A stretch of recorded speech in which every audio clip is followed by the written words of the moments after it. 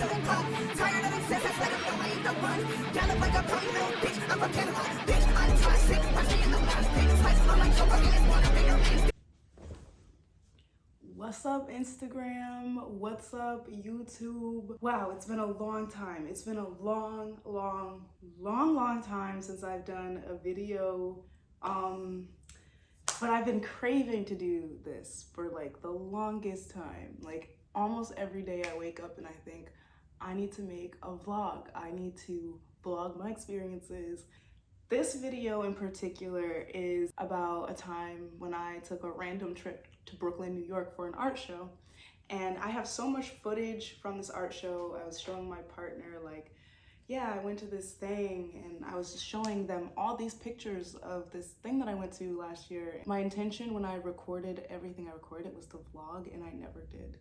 So 11 months later, here we are, vlogging the experience. So I'm gonna be doing a story time about this trip to New York that I did to an art show. And I'll be putting in snippets of the footage as well, just to give you something else to look at other than my gorgeous face. I know. Again, I'm Indigaux the Fae. I'm from New Haven, Connecticut, if you couldn't tell, okay? And if you forgot how to spell my name, here it is. And here's where I'm from, okay? So, just a little bit about me before I get started with this story. I am a music producer. I rap, I perform, I sing, I write songs as well. And I also am a community-oriented person. I organize events within the community. I have experience as a teaching artist, and especially years ago, I used to do a lot of teaching artist work. So I curate events, I put on my own events. I have an event called Punk Noir. It's a festival / anything else. I organize events and I perform at events. Years ago, I was dating someone who was also a curator and organizer and performer. Back in 2019, my ex introduced me to Rilly Ril, a performer and organizer based in Brooklyn, New York. And at the time, my ex really wanted to book Ril for a gig, but it didn't work out because they just couldn't afford to book them at that time. And so, like, I started following them because my ex had introduced me to them, but I continued following because I really liked Rillyril's style. Like, they have this Mod Podge, like, animated cake look. It's just so many layers that it reminds me of like a very, like, an overzealous cake. I was introduced to them back in spring of 2019. Flash forward to December 2021. Nigga, this is me in bed, like, iPad in my hand, like, I'm just surfing through the internet, right? Just surfing through Instagram, and then I see a flyer for an art show. It's called Open Art Show, and it's hosted by Rilly Ril. And mind you, like, I'm from New Haven. Like, I'm in my apartment, cozied up, mid-pandemic, like, it's December, and I'm looking at this flyer, and all I can think is like, damn, this flyer is hot. The event looked pretty cool. And even though it was like freezing cold out, I'm in Connecticut, like, you're talking about a 2-hour train ride to this event. It looked so fire that I was like, fuck it. And like I said, I'm community oriented. I love going to art shows, anywhere where people are performing, if there's visual art on the wall, like, I love fashion. I was very excited when I saw the flyer, and I was like, wow, I need to go to this. Like, I don't have any other plans today. Even though there's freezing outside, I'm gonna pop out. So I remember just like kind of freaking out about what I was gonna wear. Like, it was pretty early in the day when I knew I was gonna go to New York. And I even fought with myself internally. I was like, am I really about to catch the train? It's a 2-hour train ride. 2 hours. It's like an hour and some change from New Haven Union Station in Connecticut all the way to Grand Central and Manhattan, New York. Then I gotta go to Brooklyn and catch the subway from there all the way to Brooklyn, and then walk the rest of the way to the spot. Like, it was a good 2 hours and some change to get there. But I was like, fuck it. And mind you, like, at this time, I didn't really have friends like that. Like, I was living alone because my roommate, my old roommate, she like had a she had a car accident. She was hit by a vehicle while biking, and so she was recovering from surgeries and like almost dying. Like, so I had the apartment to myself for a long time. I felt like I didn't have people that I could just call up and be like, yo, you want to like go to New York randomly today? And I was so used to doing things by myself anyway. Like, I had been single for 2 years, and like during my time of being single, I've learned to like really enjoy and like value and be more intentional about my time alone. I was like, fuck it, I'm just gonna go by myself. I remember being very anxious about like what I was gonna wear that night. I wanted people to know who I was, like I'm Indigaux, like I'm Indigaux, like, but I'm also not from Brooklyn, and so like even though a lot of people when I pop out to Brooklyn, I kind of look like I blend in, but people can suss out that I'm different. A lot of times people come up to me and they're just like, who are you?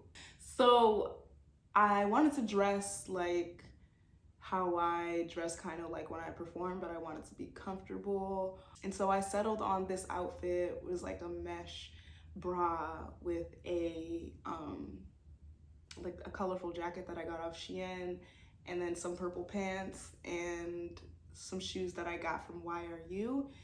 And honestly, looking back, I don't like the outfit.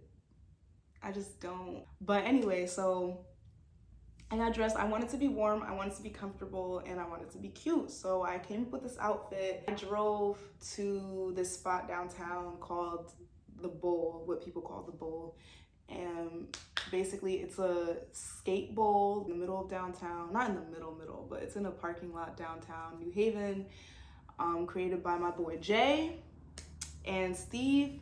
They worked hard to put together this skate bowl so that local skaters can enjoy. So kudos to Jay and Steve for putting that together, finding a line. Shout out to you. I parked my car at the bowl, and I just like, fingers crossed, I'm gonna leave my car here where there's no parking fee or anything, and I was like, I'll be back later tonight, and like hopefully my car is still here.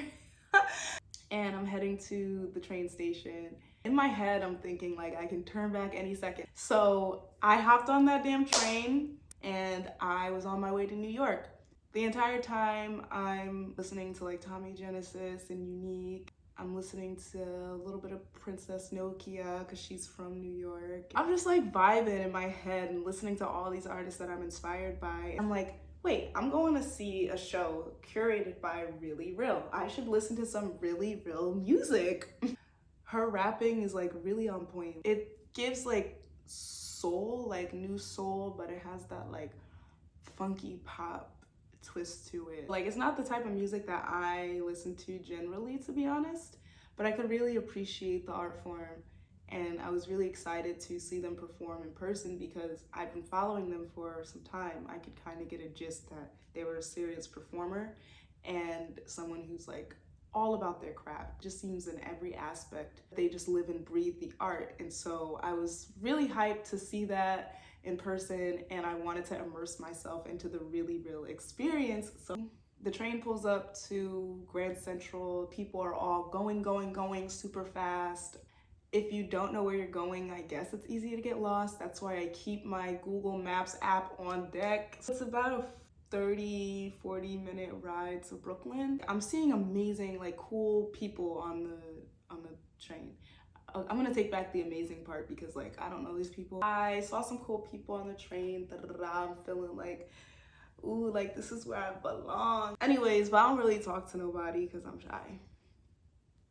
So I get off the train, and I'm walking. I remember walking and it was just dark as fuck outside. It's New York, so you know, a lot of things are lit, but some things are not lit. You know, I'm anxious sometimes, so in my head I was just like, anything can happen right now. Like I'm out here by myself. Like, I came out here, did not really tell anybody where I was going. Like, I went on Instagram and was like, on a trip, but I wasn't like then I see people like standing outside and I hear a little bit of music. Ooh, like, ooh, okay, here we go. The second I get inside, like, It's cool as fuck. Like I'm gonna just show you the video. So many people there, art everywhere, and the DJ was bumping, like, and the shit was lit.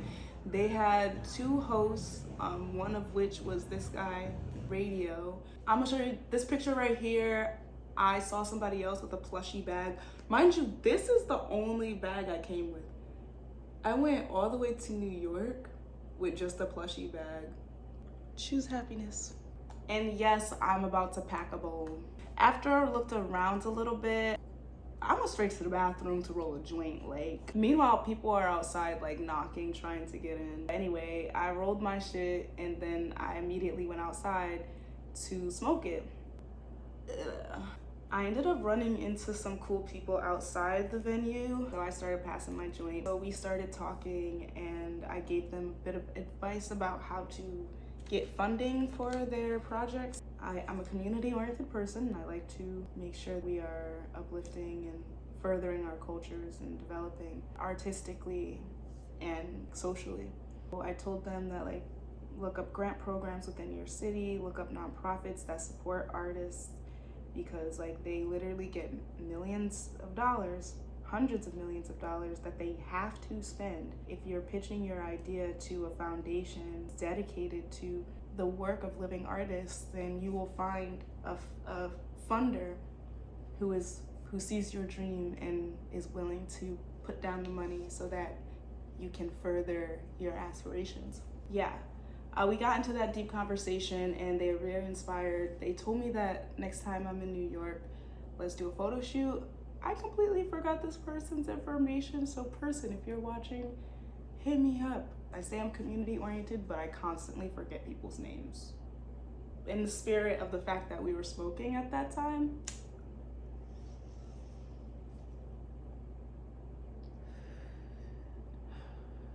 this is the wildest thing, because mind you, right? I'm in Brooklyn, New York City, right?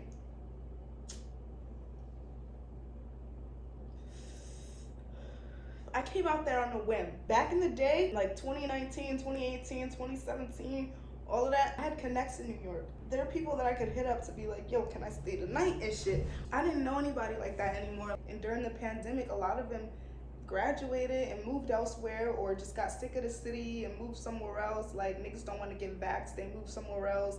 Niggas can't find jobs, they move somewhere else. Like, socially speaking, my New York tribe was lagging. I didn't know anybody in New York. Why the fuck I hear somebody go, Indigaux? Yo, that's Indigaux? I'm like, excuse me, who is saying my name? Like, who in the Brooklyn knows my name? I turn around and I see this skinny little Puerto Rican nigga. Like, I was like, who the fuck is, like, dude, this dude looked like a child to me, like, looked like a child to me, and I was just like, who is this? Dude is like, yo, you from Connecticut, you're Indigaux, you popped out, yo, you got bars, your music is fire, like, what you doing here? I was just like, yo, what's up, fam? Like, yo, like, who even is this? And then I felt too embarrassed to be like, what's your name again? Like, I say I'm a community-oriented person, but I often forget people's names, and like, that's my bad. I was just like, who is this? I saw him like in the vending area, like he was like the fashion designer vending for the night. And I go over there and then I see like his tag and his logo and all of that, and then I realized who I was talking to. I was talking to Ari Serrano. Now, I first met Ari Serrano in 2019. I did a live painting for Moonsha, and the show was called Energy. It was an EP that was turned into a play, a one-night production put on at the State House downtown New Haven. Ari Serrano was the designer for that production. Literally ever since I first met him, I just loved all his stuff. I was a super fan of Ari Serrano. It was crazy that like he was the person to recognize me, he was the one vending at the show, and over the night, I would chop it up with him, and we ended up smoking together. Mind you, like, I had come out there on the train on a whim, just like, I'm trying to have some fun tonight. Came out by myself, and I told him that, and he was like, sure, like, you can ride with us. It's the small things that people do for you and do with you that create significant, deep bonds. So just pay attention to the little things that people offer you or do for you. And then while they were packing up, I remember there was this torn jacket. Anyways, let's get on to the performances. The first performance that happened for the night was a group called Storytime. And Storytime is a duo, like an electronic, psychedelic, experiential.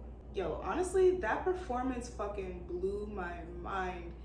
Like, I shit you not, that moment something clicked for me. I just thought these are the types of performances that I want to do.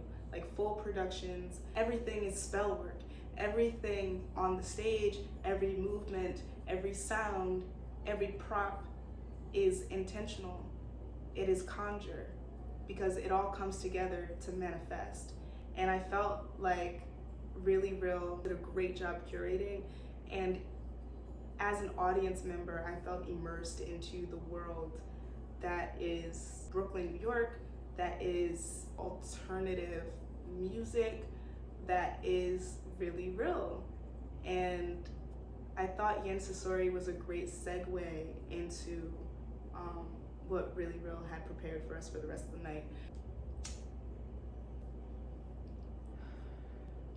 They also had a ribbon dancer, which I really love. When I was growing up, my mother would do spiritual dances for the church, and just like at family functions, she would put on gospel music and dance. And when she danced, she'd have a ribbon or two ribbons, and it was just like fucking beautiful. And so I have a connection to the ribbon dancing, and I wanted to incorporate that in my own performances. So being there and seeing this other ribbon dancer go in and just like with the music, I was like so inspired. I was like, this is a sign that I need to like get on my shit and trust my intuition, and yeah, like believe in myself and believe in my upbringing. So yeah, then they kicked everybody out. I remember that the performance room was very small, and there were so many people, but like, I don't give a fuck. Like, I'm a mosh pit baddie. I like to go to the front of the stage, and I like to get a good view of the performances. At the end of the set, like, they kicked everybody the fuck out. They're like, yeah, we're getting ready for the fashion show, so get the fuck out. And they started playing music, bitch. We was jumping, like, jumping, bumping, humping, stumping. Like, I was just appreciating the clothes, and then I look on the wall and I noticed this light, and like, I'm just like following the light with my phone because I want to recall the moment of the light. And then when I'm done, someone comes up to me and they're like, yo, you're so beautiful, can I take a picture of you? And I was like, sure. So they took this picture of me, and then not too long after that, the fashion show began. I was feeling really good. I was feeling really nice. I had just smoked twice outside. I was dancing with people. I didn't really socialize because not a lot of people came up to me. And something that I learned about the New York, Brooklyn art scene is that it can be quite cliquey, which I was not expecting, which is stupid because I should have fucking known that, because it's the city, like, it's mad fucking people. Everybody's a stranger. Nobody really cares about each other. If you happen to find tribe, you're gonna stick to tribe. Like, you're gonna stick to tribe, and you might even be sus of newcomers, even if they look as cute as me. So, like, not that I didn't make friends that night, because I did, which I'll get into later, but it's definitely something that I've learned over time since this day that I'm talking about, since going to this show. So like, I was dancing on a dance floor. Like, I always dance like, no, like, I don't give a fuck. Like, I'm always gonna dance. I don't really care if nobody else is dancing, if the song is hot, I'm gonna get on a dance floor. So I'm like dancing and like, but other people are dancing because it's Brooklyn. I'm just used to like New Haven. People are like shy as shit to be dancing. But like, I don't know. I ended up meeting this person who is sober and like doesn't drink, doesn't do any drugs, doesn't even smoke marijuana.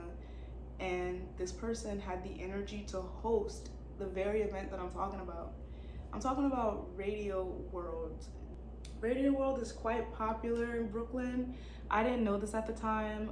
In fact, I was very annoyed with this person the first time that I met him, because he just had so much damn energy. Like, he was like, zzz, like just electric. Like, this guy was just zappy. I don't know, like he's just so hype.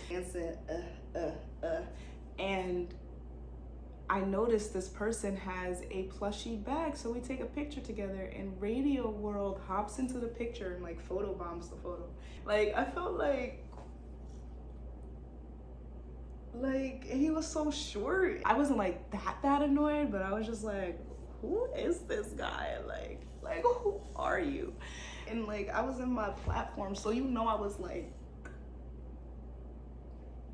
but he was kind of cute, I guess. At one point I sit down and I'm looking through my footage, and every other video has this boy in it, this Radio World in it, and I was just like, who is this photo bomber? I remember like trying to post it, and I was like, I should at least tag dude, like, cause he's in everything. Then I look up and he's passing me, so I got up and I was like, yo, what is your Instagram? He types it in, da, da, da. I think he like messaged me, and after that we started kind of talking.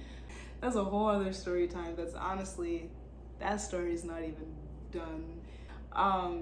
That is how I met Radio, and he just had so much energy for a sober dude. Like, geez, what do you eat, bro? Little did I know that Radio is also a rapper and performer. In fact, he was supposed to perform that night. However, due to a debacle with the venue owner, they were not able to have Radio perform. It would have made the event longer than what the venue owner thought like the arrangement was. And so, or like, I heard that dude was being petty, to be honest, and often that happens. Like, as an organizer, I have experienced petty venue owners and prejudiced venue owners.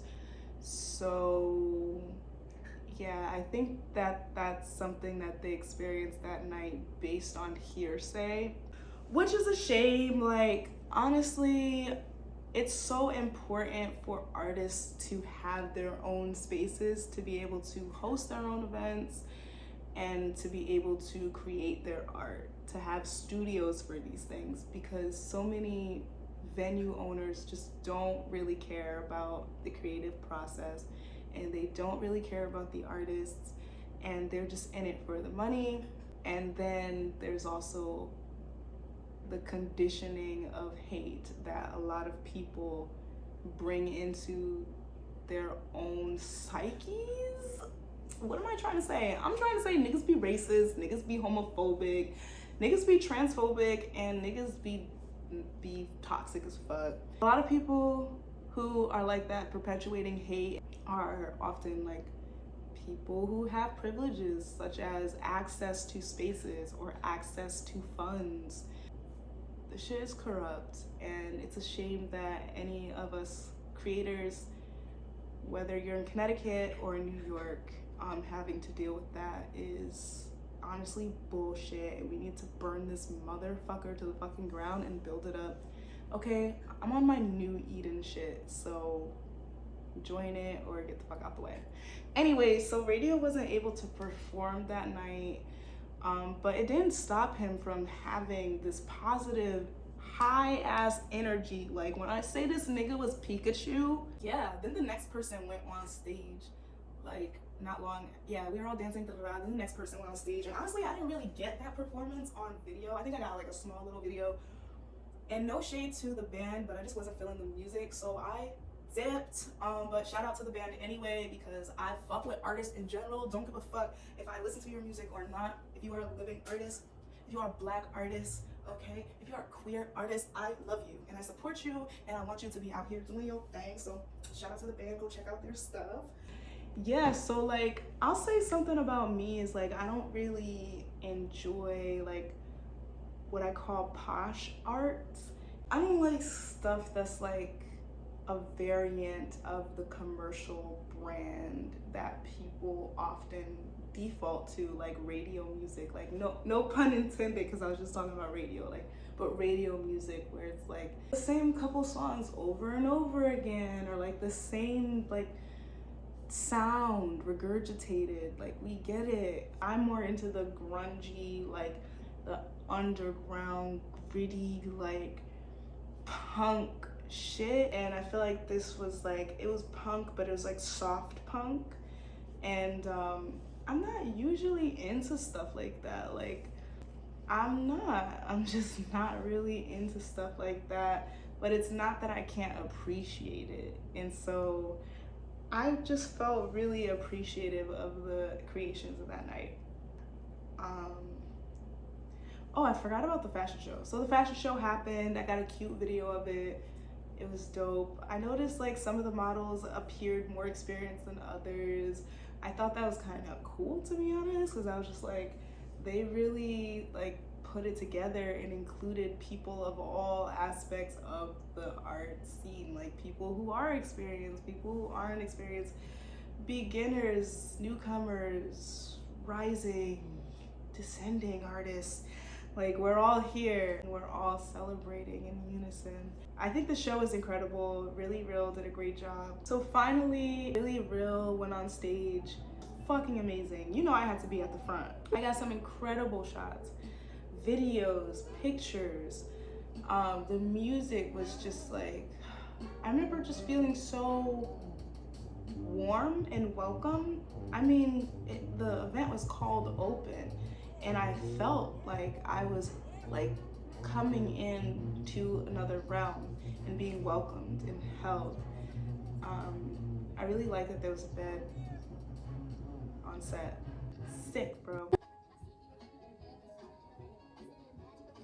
I don't know, I just have like profound appreciation for Rilly Ril as a event producer, as a curator, and as a musician. Like, this person is fucking incredible. And I'm just incredibly inspired by them, not even gonna lie. Like, I'm almost speechless, to be honest. One of the most amazing parts of their set was just hearing people from the crowd who genuinely fuck with Rilly Ril, like genuinely love this person, not just their music, not just their clout, but people fucked with Rilly Ril's soul, the thing that they're putting out into the universe every time they open their mouth to sing or to tell a story through rhyme. People were in the crowd just like excited and just fueling them with more energy and support. And I felt like that's something that Connecticut lacks, and that in that moment, I felt highly inspired to bring all of every aspect of that show that inspired me. I wanted to bring it to New Haven. And honestly, it was that event that really turned a table for me, it turned a stone for me, and pushed me to create Punk Noir Festival. I think that's a good place to end with this thing. I mean, so like after Rilly Ril performed, I was pretty much ready to go home. I mean, I danced a little bit, that was cool, and then I checked in with Ari. He was packing up, and so I was like, cool, like I'm gonna go with y'all. And so sometime, I remember that night, like we almost got in a car accident randomly. Like a car randomly stopped and swerved and shit, and the driver like had to pull all the way. It's like, that was like wild. But yeah, I ended up getting home completely safe and sound. The driver lived in like Windsor or something. No, Windsor's towards Boston. Where the fuck did they live? They live really close to New York. Like, it was only like a 30-minute drive until they were home. Probably like a 30-40 minute drive till they were home. I transferred into another car with Ari and his boy, and then they drove me to the train station of Bridgeport, and from the train station of Bridgeport, literally like walked to my car from the train station, got in my car, which was still there, and then I drove home. And that was my night in New York at the Rillyril open art show. Thanks for watching. If you're interested in keeping up with me, please subscribe to this channel. I am Indigaux, Indigaux. I'm a rapper and performer from New Haven, Connecticut. You can keep up with my shows and my music through my Instagram account and my SoundCloud account. So if you're in Connecticut, I do want to say that I have some shows coming up. I have a show on November 18th that is the Love & Co. single release party, which is going to be in Hartford, Connecticut. Please go to my Instagram and find the flyer. Pop out if you're around in the Hartford area. And I also have a show on November 20th, which is going to be at Cafe 9 in New Haven, Connecticut. That is for